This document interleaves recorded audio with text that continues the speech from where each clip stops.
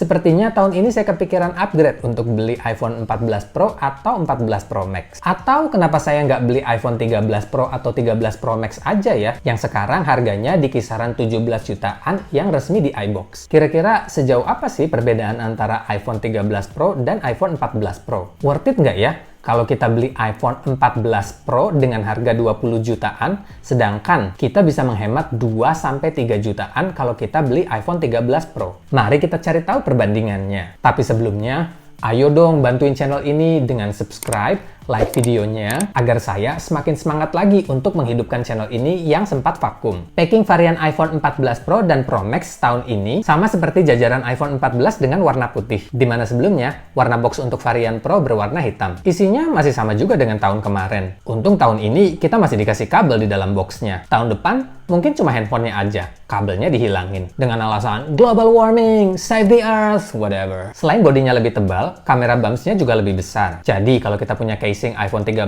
Pro atau Pro Max, itu nggak bakal muat kalau dipasang ke iPhone 14 Pro atau Pro Max. Untuk versi US, baik varian 14 dan varian Pro sudah tidak menggunakan SIM card lagi, digantikan dengan eSIM. Jadi tidak ada lagi slot SIM tray di iPhone terbaru tahun ini. Hal ini membuat warga US sana lebih memilih iPhone 13 Pro dan Pro Max karena belum semua provider mendukung eSIM dan karena pertimbangan lainnya. Kalau mereka bepergian ke negara lain, mereka juga nggak bisa ganti kartu. Tapi tenang, itu cuma untuk US aja kok. Kalau di Indonesia sih pasti ada slot SIM tray-nya. Wong yang versi Kanada aja masih ada slot SIM tray-nya. Warna primadona tahun ini deep purple dan warna aerospace gray-nya lebih gelap. Saya pribadi lebih suka warna Sierra Blue atau green pada iPhone 13 Pro tahun lalu. Sekarang kok warna varian 14 dan 14 Pro kurang menyenangkan ya daripada tahun lalu. Tapi itu cuma pendapat saya aja sih. Notch yang sempat mengecil pada iPhone 13 Pro dan Pro Max kini digantikan dengan Dynamic Island pada iPhone 14 Pro dan Pro Max. Speaker grill atasnya dibuat sekecil mungkin dan ditaruh di border atas yang hampir tidak terlihat. Tapi kualitas suara yang dihasilkan jauh lebih kencang, jelas, dan jernih daripada iPhone 13 Pro dan 13 Pro Max.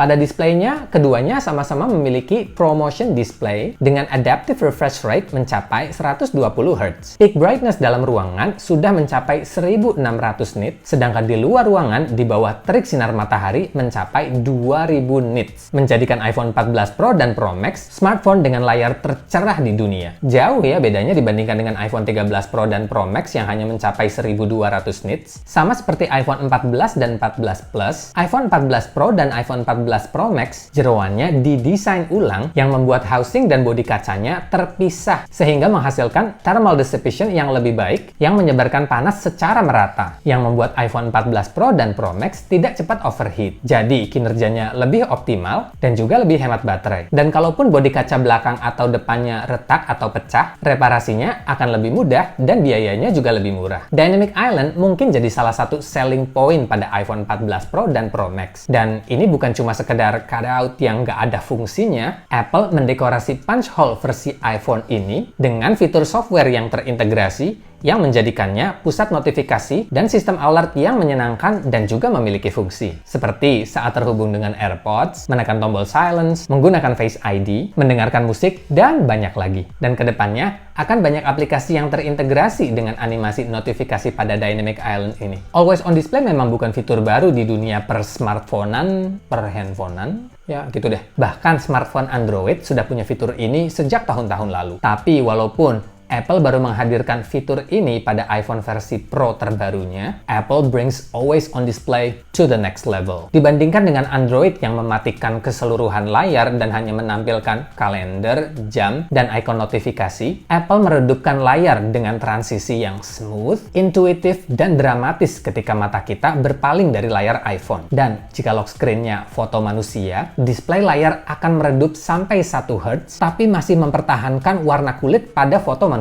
Dan kita nggak perlu menunggu layarnya terkunci agar always on display-nya aktif. Kalau kita menaruh iPhone 14 Pro dan Pro Max kita dengan layar yang di bawah, atau kita taruh iPhone-nya di dalam saku atau tas, always on display-nya tidak aktif dan layarnya akan gelap total untuk menghemat baterai. Notifikasi juga akan jelas terlihat. Bahkan animasinya bergerak saat always on display ini aktif. Dari segi kamera, iPhone 14 Pro dan Pro Max sudah dibekali dengan resolusi 48 megapiksel. Tapi kita harus menggunakan fitur Pro RAW untuk mendapatkan kualitas 48 megapiksel tersebut. Fitur kameranya ketambahan 2x zoom option dengan kualitas 12 megapiksel yang pastinya bakal menghasilkan gambar yang jernih. Dengan adanya Photonic Engine, Apple mengklaim bahwa kualitas foto dan video pada iPhone 14 Pro dan Pro Max 2 kali lebih baik dari tahun lalu, terutama dalam kondisi low light. Baik iPhone 13 Pro lineups dan iPhone 14 Pro lineups sudah dibekali dengan Optical Image Stabilization yang sudah sangat bagus banget. Tapi iPhone terbaru keluaran tahun ini ketambahan fitur Action Mode yang menstabilkan perekaman video tanpa menggunakan tambahan gimbal. Dan sekarang kita bisa merekam menggunakan Cinematic Mode dengan resolusi